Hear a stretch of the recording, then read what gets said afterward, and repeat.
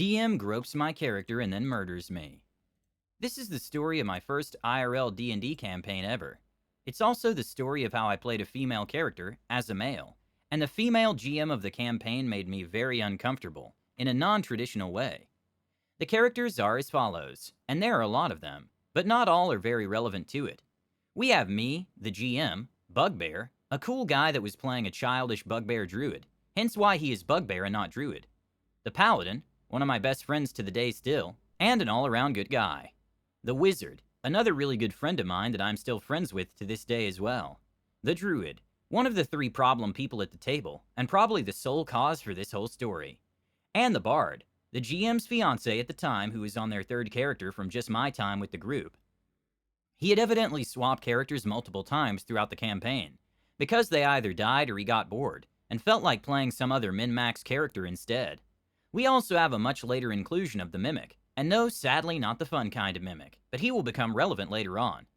So this story is a long one, and there's a lot to go through. It's also an old story that I feel I should at least talk about, despite it being from nearly 5 years ago at this point in time.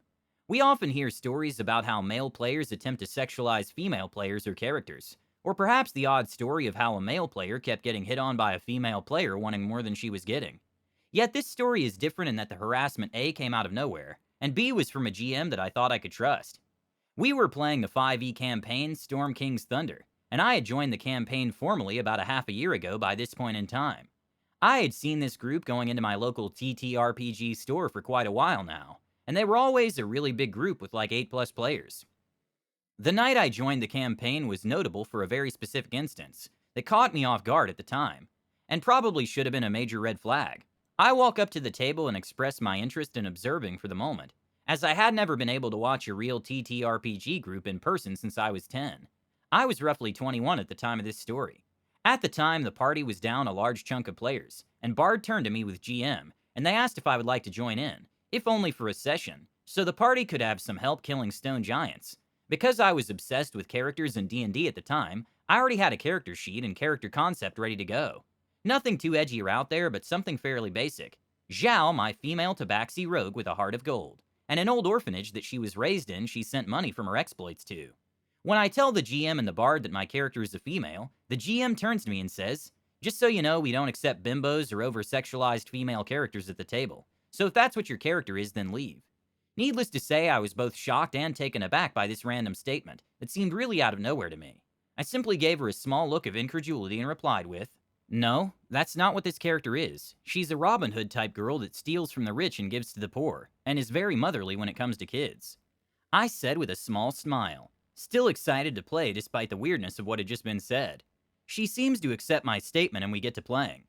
Throughout the game there are highs and lows, and a few smaller occurrences that stick out to me as odd in hindsight, but nothing that's really relevant to the story as a whole. Yet once the stone giants are dealt with and we've made our way to a different city, we find ourselves needing to book passage to another city across the ocean. This is where the fun begins. The Druid and the Bard both go off to secure us passage onto a ship, and they stumble upon a pirate vessel. The Druid decides he will perform negotiations and talks to the captain of the ship. When asked how he plans on paying for the team's passage, since we don't have enough gold for everyone, the Druid replies with, "Us guys will pay our way with gold, or manual labor, and the ladies will pay their way through more traditional means." The GM looks at this player and with a smile that may or may not have been more predatory than normal, replies with a very hearty yes. When the Druid and the Bard are done with that scene, the Wizard, Paladin, and I are all very much against the whole ladies will pay their way thing. Yet the Druid's plan is for the whole party to turtle up and protect the women, so my character and the Bard's character won't be sexually assaulted by pirates. The Druid and Bard never intended on the ladies ever paying their way in the first place when they made that deal. Please do keep this in mind, as it will return later.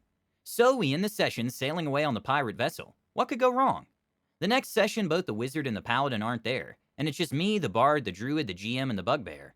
To make up for the fact that a couple of our party are missing, we decide to do some carousing on the ship and vibe with the crew. Or vibe as much as we can, considering how these guys have been told the ladies are free game.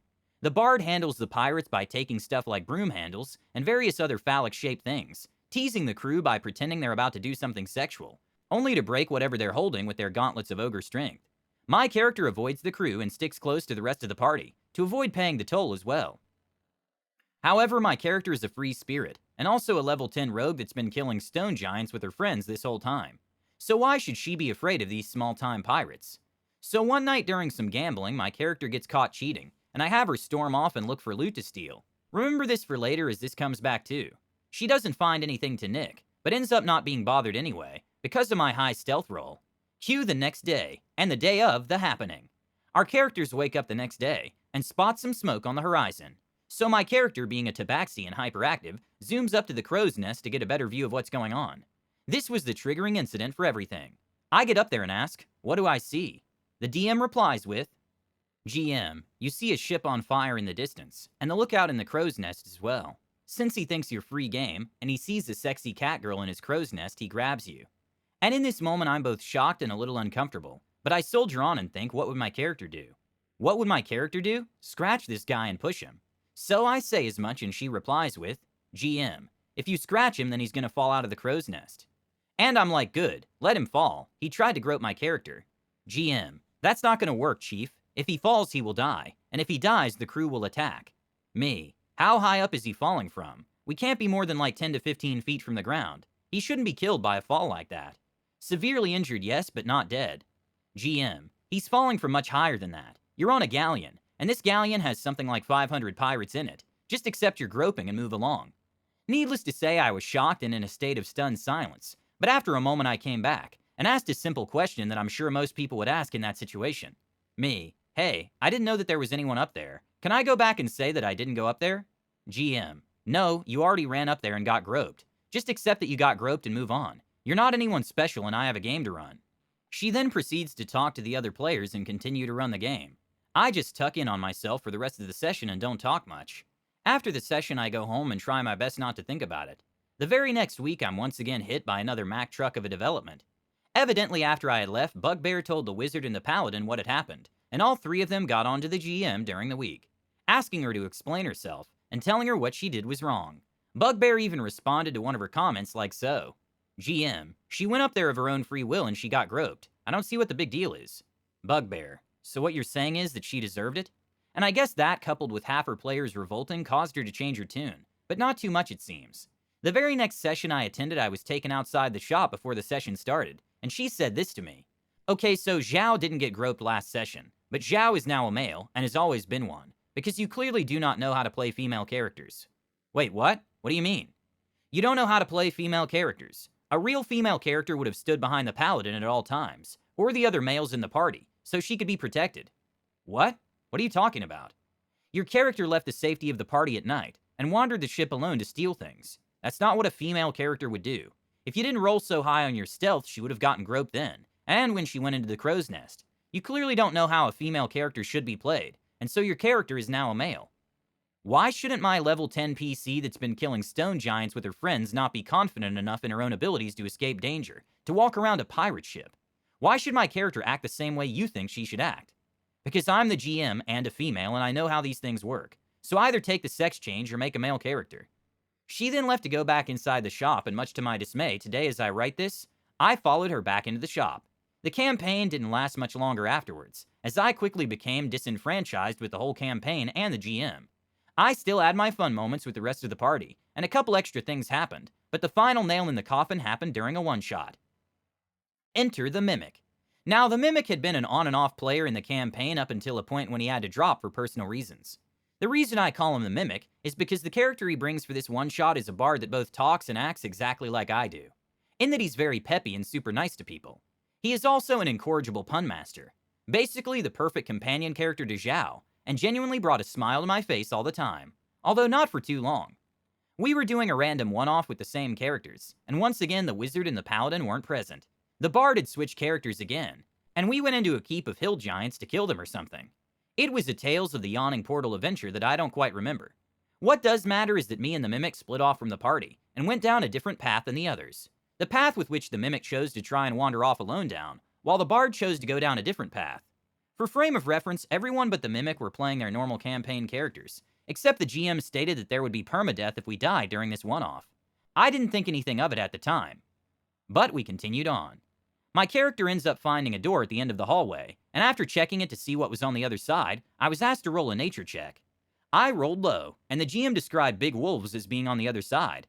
I thought nothing of it, and assumed they were just larger than normal wolves, like timber wolves or something. Regardless, me and the mimic decided we can take them, so I opened the door and were assailed by 13 dire wolves. Let me repeat that, 13 dire wolves. Not big wolves, but large beasts. There's a massive difference with how the GM offhandedly described these wolves, and the reality of what they were. I don't care how low the nature check I got was, big wolves is a criminally lacking definition. So me and the mimic are surrounded and quickly ripped apart. As a minor note, the mimic has 2 AoE spells they can cast, Synaptic Static or Fireball. Both deal the same damage dice to the same area. The only difference is the damage type, and the save used for the spell. Fireball is a dexterity saving throw, which means my rogue can potentially avoid damage by using evasion, making it more likely for me to escape. Synaptic Static is an intelligence save, which my character doesn't have a high save regarding anyway, so I'm much more likely to fail, and be unable to take any hits afterwards. With me begging the mimic to use Fireball, he chooses to use Synaptic Static instead.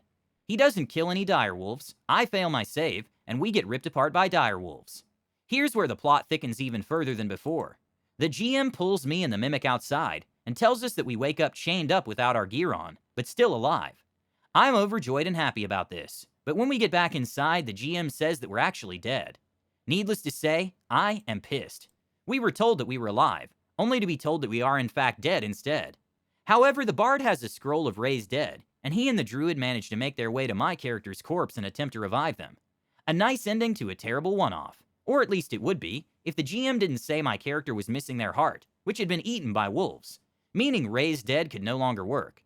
For context, I'd been playing this character for almost a year and a half by this point in time. I had their backstory and everything worked out. I had their personality down pat, and even developed them a bit. This was my first significant character death, and it hurt. It felt like I had lost a family member, and when I got home that night, I cried. And then, as if somehow finding a way to rub salt in the wound, the GM messages me saying, "Your character died. Get over it. You can make a new one and play next week, but it has to be a halfling or a human, since those are the only races that would be available to you in your current location." I stared at that message for a long time, and after a bunch of anger and half-baked plans to make a cleric so I could revive my old character and play them again, I simply decided to just stop going. When it broke out what had happened to me, the wizard and the paladin both went on a rampage and killed every hill giant in that encampment, even children from what I heard. It got to a point where the GM was like, "What are you guys doing? This is too much." Their response was simply, "These guys killed one of my friends and longest-running compatriots, so I'm gonna kill all of them." "You guys didn't do this much when my bard died a few sessions back," the bard said. "That's because we weren't attached to your character. She came and went in a 2-week time period. Of course we care more about the character our characters have known for months on end." That seemed to shut the conversation down. The group disbanded shortly afterwards, and I'm still in contact with Wizard and Paladin to this day. They are 2 of my best TTRPG buddies of all time. It wasn't until after the game disbanded that I found out even more things about the GM in question. Firstly, the room with 13 dire wolves didn't exist. There weren't supposed to be that many in the room, so the assumption between half the group is that my character was set up to be killed, in order to get me to leave the campaign, because the GM didn't like me, despite at least 3 players of 5 that I knew of liking me. I also found out that the GM had also sexually harassed the wizard's wife, back when she played in the campaign, using overly familiar language, and being a general creep towards her as well. That's not including the way she treated her fiancé at the time, but that isn't D&D related, so I won't go into it.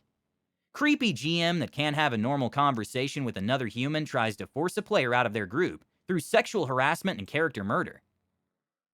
I hope the player found a better group to play with and hasn't given up on D&D.